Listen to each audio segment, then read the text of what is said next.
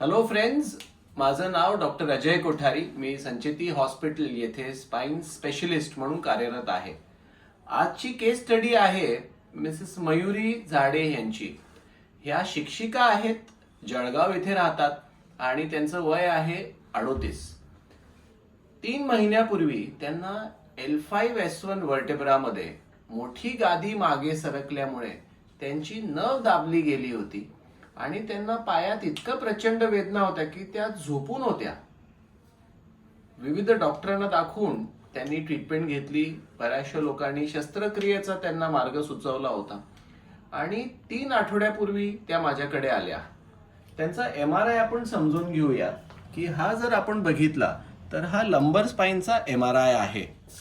तर ह्या लंबर स्पाइनच्या MRI मध्ये इथे हा S1, L5, L4, L3 आणि L2 आणि L1. तर हे नॉर्मल लेवल्स असतात ज्याच्यामध्ये तुम्ही बघताय की ही डिस्क जी आहे ती सफेद आहे आणि मागून स्पायनल कॉर्ड जातं आणि तिथून विविध नसा बाहेर पडतात. तर ही नॉर्मल डिस्क आहे, नॉर्मल. पण इथे जर आपण बघितलं तर ही जी नॉर्मल डिस्कचा कलर आहे व्हाईट, पण इथे आपल्या डिस्कचा कलर काय झालाय, ब्लॅक झालाय. आणि त्याच्यामुळे काय होतंय की ती जी गादी आहे, जी कमजोर झाली आहे, ती गादी मागे सरकून त्यांच्या डाव्या पायावरती जी नस पुरवठा करते त्याच्यावरती दबाव होता. आता जर आपण त्याचं ऍक्च्युअल व्ह्यू बघितलं तर नॉर्मली आपल्याला कसं दिसतं की हे किडनी शेप डिस्क असते आणि हा गोल स्पायनल कॉर्ड, ही उजव्या बाजूची नस, ही डाव्या बाजूची नस.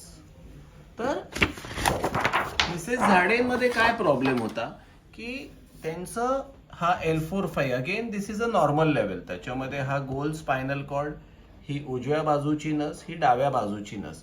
पण त्यांचा प्रॉब्लेम L5S1 मध्ये होता की त्यांची L5S1 मध्ये ही जी डिस्क दिसते आपल्याला, ही पूर्ण मागे सरकून त्यांच्या डाव्या पायाला जी नस पुरवठा करते त्याच्यावरती दबाव आहे. आपल्याला दिसतं ही नस दाबली जाते आणि ही उजव्या पायाची नस जी आहे ती फ्री आहे. तर इथे तो दबाव आल्यामुळे त्यांना हा वेदना होत होत्या. आता आपण काय केलं, पेन ब्लॉक मध्ये आपण काय करतो इथे दाखवू शकता तुम्ही की आपण एक निडल इथे टाकतो लोकल अॅनेस्थेसिया खाली आणि इथे एक औषध आपण इंजेक्ट करतो.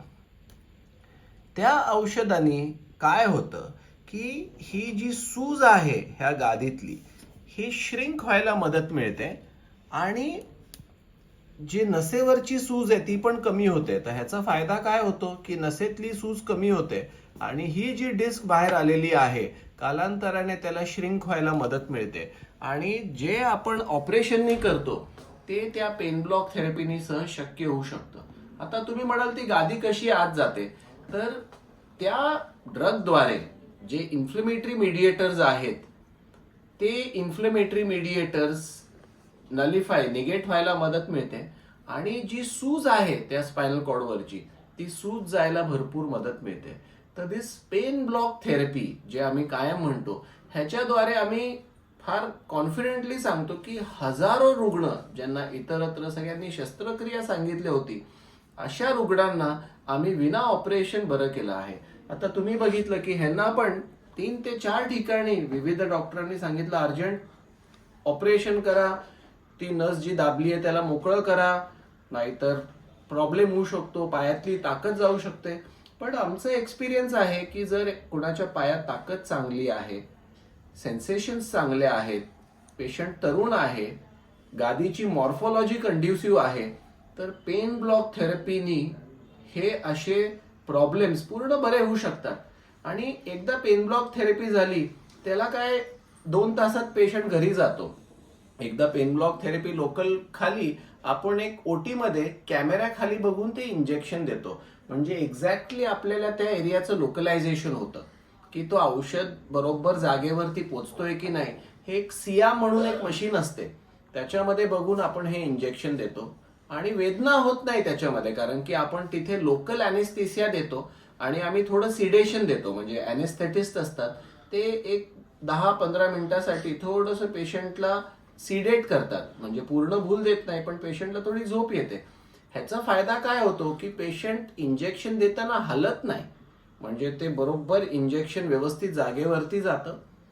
दुसरा फायदा असा आहे की पेशंटला त्याचा काहीच त्रास होत नाही. बऱ्याचशा लोकांना भीती असते की डॉक्टर तुम्ही इंजेक्शन देता आहे तर आपल्या मणक्यात ते इंजेक्शन देणार का, तर आपण ते मणक्यात इंजेक्शन देत नाही. मणक्याच्या साईडला जिथून ज्या नसा निघतात बरोबर त्या पॉइंटला आपण ते इंजेक्शन देतो आणि त्याचं वेदना होत नाही, कारण की आम्ही लोकली पण भूल देतो आणि ॲनेस्थेसियामध्ये पण त्या ठिकाणी त्यांना थोडं सिडेशन देतो. त्याचा फायदा आपल्याला असा मिळतो की त्यांना वेदना होत नाही आणि इंजेक्शन करताना पेशंट हालत नाही, म्हणजे कुठे दुसऱ्या चुकीच्या जागेवरती ते पोचायला नको. प्रोसिजरला 10 ते 15 मिनिटं लागतात आणि 2 तासांनी पेशंट घरी जातो. पेन ब्लॉक झाल्यानंतर 1 ते 2 दिवस रेस्टची गरज असते. नंतर पेशंट आपली रुटीन कामं करू शकतो, पण फार हेवी एक्झर्शन करू नये की प्रवास करायचा आहे, लगेच घरातली एकदम वाकून कामं करायची आहे, दोन्ही भांडी झाडू पोछा एकदम नाही करायचं. महिनाभर थोडं काळजी घ्यायची, पण हलकी कामं जसं थोडं चहा बनवणं, थोडंसं नाश्ता बनवणं, हलकं हलकं घरात फिरणं, टॉयलेट बाथरूमला जाणं, एवढी कामं सहज होऊ शकतात. ह्याचा इफेक्ट लगेच जाणवतो. असं नाहीये की हे इंजेक्शन दिलं तर ह्याचा इफेक्ट, एक मिनिट फक्त हे बोर्ड कार्ड इकडं, हा, की असं नाहीये की ह्याचं आपण हे इंजेक्शन दिलं तर ह्याचा इफेक्ट आपल्याला 3 महिन्यांनी 6 महिन्यांनी दिसेल, असं अजिबात नाही.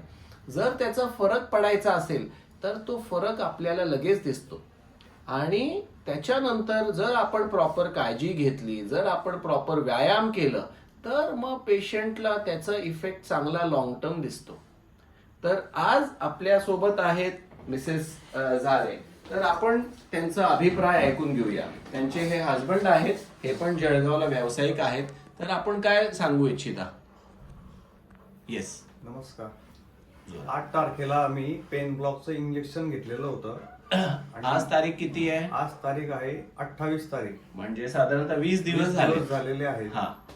8 तारखेला पेन ब्लॉक घेतल्यानंतर 9 तारखेपासून वेदना पूर्णपणे बंद झाल्यात पायाच्या दुखण्याच्या आणि चालण्या फिरण्यामध्ये खूप फरक पडलेला आहे. आधी काय त्रास होत होता त्यांना? आधी खूप पाय दुखायचा. कोणता पाय दुखत होता? डावा पाय दुखायचा. सुरुवातीला पाय दुखण्यापासूनच सुरुवात झाली, त्याच्यावर पायाची ट्रीटमेंट झाली, पण त्याच्यात फरक पडला आणि मग MRI मध्ये जेव्हा कळलं की स्लिप डिस्कचा त्रास आहे तेव्हा मग आम्ही ट्रीटमेंट घेतली. पण मग आम्हाला डॉक्टरांनी ऑपरेशन सजेस्ट केलं.